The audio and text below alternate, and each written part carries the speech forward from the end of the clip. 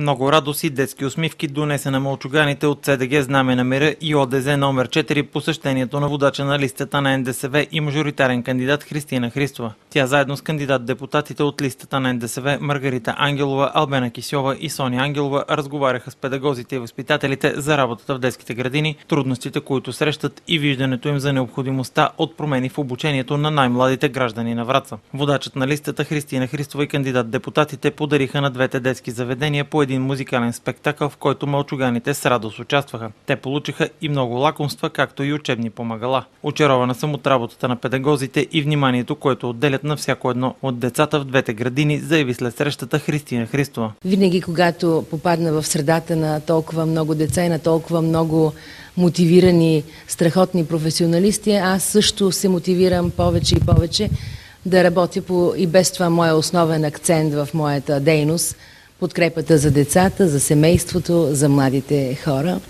Наистина едно страхотно бъдеще за Враца расте в тази детска градина. Христина Христова допълни, че винаги е насреща, когато детските градини имат нужда от подкрепа или при решаването на конкретен проблем.